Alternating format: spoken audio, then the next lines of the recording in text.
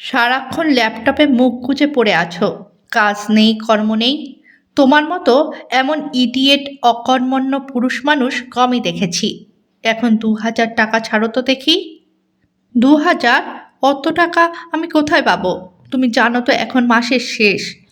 ল্যাপটপের উপর থেকে চোখ না সরিয়েই জবাব দেয় অতনু। মাসের শেষ আর মাসের শেষ, ২ বছর ধরে একই কথা শুনে শুনে আমার কান পচে গেল।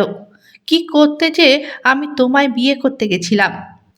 কুড়ে হাসবেন্ড আর তার কেশো রুগী মাকে নিয়ে আমার জীবনটাই নরক হয়ে গেল। কেন যে তখন বাপির কথা শুনলাম না? আক্ষেপ ঝরে পড়ে সুচিস্মিতার গলায়। যদিও স্ত্রীর এমন বাক্য মানে অতনু অভ্যস্ত, তবুও আজ উত্তর দিতে বাধ্য হলো।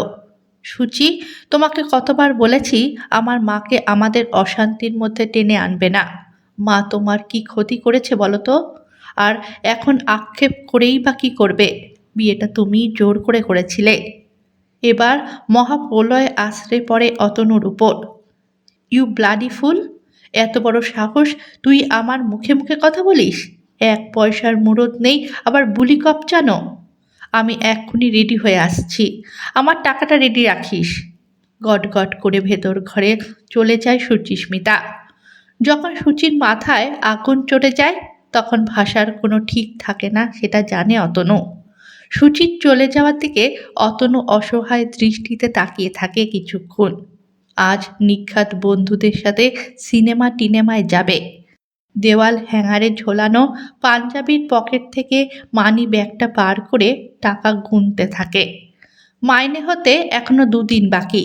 মায়ের শরীরটাও খারাপ হয়েছে, ডাক্তার দেখানো দরকার। কপালে গভীর চিন্তার ভাঁজ পড়ে অতনুর। সুচিকে এখন টাকা না দিলে কি যে হবে। অতনুর বাবা সামান্য একটা প্রাইভেট কোম্পানিতে জব করতেন, মা একজন আদ্যপ্রান্ত গৃহবধূ। পড়াশোনায় অতনু বরাবরই ভালো ছিল। বাবার স্বপ্ন ছিল কষ্ট করে হলেও ছেলেকে ইঞ্জিনিয়ার করবে।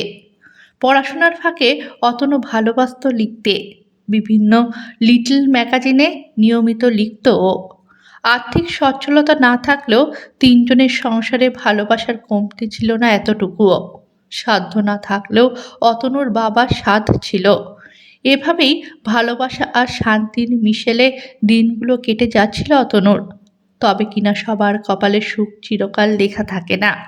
অতনুর যখন ক্লাস 12, ওর বাবা হঠাৎ স্ট্রোকে আক্রান্ত হয়ে পৃথিবীর মায়া ত্যাগ করেন। আচমকাই অতনুর জীবনে ঘনিয়ে আসে অন্ধকার। এতদিন বাবার ছত্র ছায়ায় ছিল, তাই বাইরের জগৎটাকে আঁচ করতে পারেনি অতনু। বাবা চলে যাবার সাথে সাথে একমাত্র আয়ের উৎসটাও বন্ধ হয়ে যায়। যেখানে ২ জনের পেট চালানোই দুষ্কর, সেখানে লেখাপড়া কন্টিনিউ করা তো অতনুর পক্ষে একটা বিলাসিতা বই আর কিছু না। অথচ বাবার স্বপ্ন ছিল ছেলেকে ইঞ্জিনিয়ার করার। বাবার স্বপ্নকে গলা টিপে মারতেও প্রাণ চায় না অতনুর।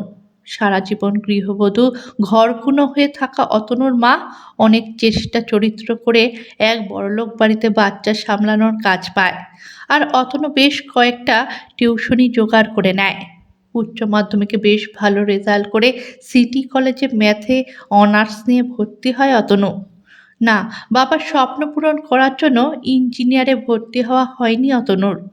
সায়েন্স নিয়ে পড়ার খরচ প্রচুর। একসময় পড়াশোনা চালানো অসাধ্য মনে হয় অতনুর কাছে। পড়াশোনার খরচ মেটাতে মা নিজের গয়না বিক্রি করতে থাকেন। সেও সাময়িক সুরাহা। বড়লোকের একমাত্র মেয়ে সুচিস্মিতা অতনুরই ক্লাসমেট। প্রথম থেকেই অতনুর প্রতি আগ্রহ ওর একটু বেশি। নোটস নেওয়া, অঙ্ক বোঝার জন্য অতনুর কাছে প্রায়ই আসত সুচিস্মিতা। অঙ্কে তুখোড় অতনুও আপ্রাণ চেষ্টা করত নিজের সেরাটুকু দিতে। একদিন সুচিস্মিতার বাড়িতে মোটা মাইনের পরিবর্তে অঙ্ক শেখানোর ডাক পড়ে অতনুর। দ্বিতীয়বার ভাবেনি অতনু। পড়াশোনা চালাতে গেলে প্রচুর টাকার দরকার যে। অঙ্ক শেখাতে গিয়ে ২ জনের জীবনের অঙ্ক যে মিলে যাবে তা বোধহয় বুঝতে পারেনি অতনু, বা বুঝলেও হয়তো না বোঝার ভান করেছে। গরিব ছেলের সাথে বড়লোক মেয়ের প্রেম কিছুতেই হওয়ার নয়, হলেও তার স্থায়িত্ব খুব কম। অতনু জীবনের ওঠাপড়া দেখেছে, তাই সে নিজের মনকে বেঁধে রাখতে জানে। কিন্তু সুচিস্মিতা বড়লোকের একমাত্র আদরের মেয়ে, যখন যা চেয়েছে তাই পেয়েছে। অভাব অনটন কী জিনিস তা কোনো কালেই বোঝেনি। অতনুকে মনে ধরেছে মানে অতনুকেই ওর চাই। অতনু অনেকবার বুঝিয়েছে এটা হবার নয় কোনো মতেই। সুচিস্মিতা শোনেনি কোনো কথা। বড়লোকের জেদি মেয়ে অতনুর প্রত্যাখ্যান মেনে নিতে না পেরে রাগের বশে একদিন নিজের হাতে শিরা কেটে বসল। সুচিস্মিতার জেদের কাছে মাথা নত করতেই হলো অতনুকে। সুচিস্মিতার বাবা চেয়েছিলেন অতনু ঘর জামাই থাকুক। রাজি হয়নি অতনু। বিএসসি পাশ করে একটা প্রাইভেট ইংলিশ মিডিয়াম স্কুলে পার্ট টাইম চাকরি জুটিয়ে নিয়েছিল, সাথে টিউশনি তো ছিলই। বিয়ের পর কিছুদিন সুখের ভেলায় গা ভাসিয়ে দিন কেটেছিল ওদের দুজনের। তবে ছবিটা বদলাতে সময় লাগেনি বেশি। সুচিস্মিতার পার্লার খরচা, ড্রেস খরচা, রেস্টুরেন্ট খরচা সব যেন দিনকে দিন নাগালের বাইরে যেতে থাকে অতনুর। প্রথম প্রথম অতনু বিল মেটাতে অপারগ হলে সুচিস্মিতার বাবা তা মিটিয়ে দিত। এই ব্যাপারটা অতনুর একেবারেই না পছন্দ ছিল। অনেকবার সুচিস্মিতাকে বলেছে, তোমার হাজবেন্ড একজন ছাপোষা মানুষ সুচি, তুমি সেইভাবেই নিজেকে তৈরি করো। বাবার কাছে হাত পেত না, তাতে আমার সম্মানহানি হয়। না, কোনো কাজ হয়নি। সুচির কানের পর্দা ভেদ করে অতনুর কথাগুলো হৃদয়কে নাড়া দেয়নি। একদিন যে ছিল স্বপ্নের রাজকুমার, ক্রমেই সে অপদার্থ, অকর্ম, কুড়ে, ফিকিরি এইসব উপাধিতে ভূষিত হতে লাগলো। দিনে দিনে অশান্তির পারদ চড়তে লাগলো। 2 বছরের মধ্যে অতনু আর অতনুর মা চোখের বিষ হয়ে উঠল সুচিস্মিতার কাছে। কথায় বলে সংসার সুখের হয় রমণীর গুণে। এই সংসারের ক্ষেত্রে তা হলো উল্টো। সংসার ভাঙতে শুরু করলো রমণীর দোষে। লেখাপড়া জানা সুচিস্মিতার স্বামীর কাঁধে কাঁধ মিলিয়ে সংসারের দায়িত্ব সামলানোর কথা কখনোই মনে হয়নি। ঘরকন্নার থেকে বন্ধু বান্ধবদের সাথে পার্টি করা, হই হুল্লোড় করা বেশি পছন্দ ছিল সুচির। এমনিতে অতনু আর ওর মা খুবই শান্ত প্রকৃতির মানুষ। সুচিস্মিতার মুখে কখনোই মুখ লাগান না ওরা। সেদিনের অশান্তিটা পৌঁছেছিল চরমে। সুচিস্মিতার মুখে মাকে অকথ্য গালিগালাজ করে অপমান করা সহ্য করতে পারেনি অতনু। দিকবিদিক জ্ঞানশূন্য হয়ে সুচিস্মিতার গালে সপাটে এক চড় মেরেছিল অতনু। সেই দিনই অতনুর বাড়ি ছেড়েছিল সুচিস্মিতা। তারপর কাগজে সই সাবুত করে দুতরফ থেকেই সম্পর্কের ইতি টানা হয়েছিল। টানা কয়েকবার কলিং বেলের আওয়াজে রান্নাঘরের কাজ ফেলে আঁচলে হাত মুছতে মুছতে দরজা খুলে মায়ামাসি। দ্য সিটি পত্রিকা থেকে এসেছি, আজ অ্যাপয়েন্টমেন্ট ছিল। বসুন ম্যাডাম, আমি দাদাকে ডেকে দিচ্ছি। আগন্তুককে বসিয়ে রেখে যেমন শস্যব্যস্ত হয়ে এসেছিল তেমনি শস্যব্যস্ত হয়ে ভেতরে চলে যায় মায়ামাসি।